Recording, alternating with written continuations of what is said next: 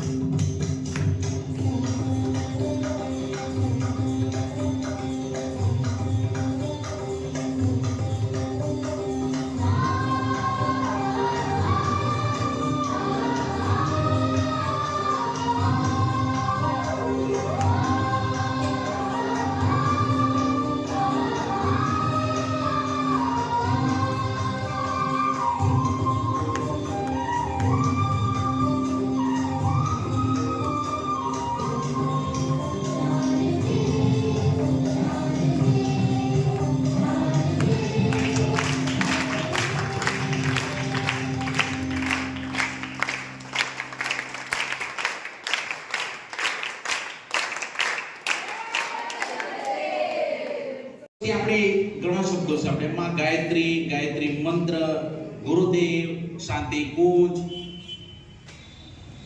એના માટે માનો કે આપણે કોઈક રસ્તે જતા હોય, આ મોટી છોકરી બહુ સમજે, રસ્તે જતા હોય ને આપણી કોઈ બેનપણી એક છેડે મળે અને ત્યાંથી બૂમ પાડે કે ભાઈ તારા કે દક્ષા જે નામ હોય બૂમ પાડે, તેની ઘટના શું બને બોલો?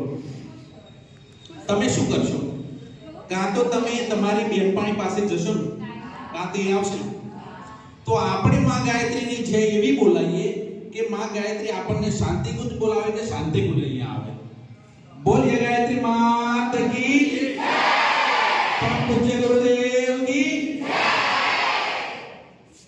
જગદીશભાઈ પ્રવીણભાઈ કીધું શૈલેષભાઈ આભાર વિધિ કરો. ક્રિકેટની મેચ જોઈએ તો પહેલું ઓપનિંગ પેલો ટ્રાયલ બોલ રમવા મને મોકલ્યો અને છેલ્લે એક ઓવર બેટિંગ કરી આવો. કેમની બેટિંગ કરવી? વાંધો નહીં, 5 મિનિટ બોલીશું.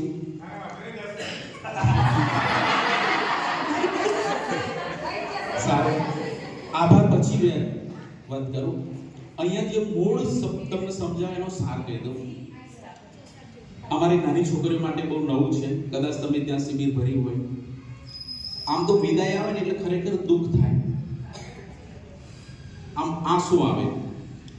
એટલે મને થોડી મારા માટે એવું થયું, પણ જે છોકરીઓ એ પોતાનો પ્રતિભાવ આલે ને એટલે દુઃખ જતું રહ્યું. એમ ખરેખર ખૂબ સરસ પ્રતિભાવ આલે, તેની કલ્પના નથી. એટલે માતાજીને રાહ જોડાય કે આપણે 15 મિનિટ પછી આરતી કરીએ. એમનો અભિપ્રાય જોઈને કદાચ મોટી છોકરીઓ તો આપણે સમજી શકીએ, પણ આપણે જ્યારે 13-14 વર્ષની દીકરીઓ જ્યારે આટલું સરસ બોલે એટલે ખૂબ ધન્યવાદનો પાત્ર છે. બીજું કે તમે દરેક વસ્તુ, હમણાં એક વાત થઈ 2 દિવસથી, પ્રવીણભાઈ કહેતા હતા કે ભાઈ બધા સંકલ્પ લો, નિયમ લો, કે 1 માળા કરીશ, 24 મંત્ર કરીશ, 11 મંત્રો કરવા. આ નિયમો માટે એક નાની વાત કહી દઉં તમારા માટે ખાસ, કારણ કે જો નિયમોની વાત કરીએ તો ભાગવતની અંદર આપ્યું છે કે ભગવાન કૃષ્ણ ગોકુળમાં 11 વર્ષ સુધી રહ્યા ત્યારે 5 નિયમો પાડ્યા હતા. ખબર હોય તો કેટલા? એટલે ભગવાન જેવા ભગવાન નિયમો પાડે. કેવા નિયમો? કે જ્યાં સુધી ગોકુળમાં રહે ત્યાં સુધી ચંપલ નહીં પહેરો, કારણ કે મારી ગાયો અંદર ખાલી ચંપલ વગર કરે તો હું પણ ઉગાડા પગું છું. જ્યાં સુધી ગોકુળમાં રહે ત્યાં સુધી વાળ નહીં ઉતરાવો, અને જ્યાં સુધી ગોકુળમાં રહે ત્યાં સુધી ગમે તેને મારવાનું હોય ત્યાં સુધી શસ્ત્ર નહીં. આવા ભગવાન જો નિયમ લે તો આપણે પણ નિયમ લેવો.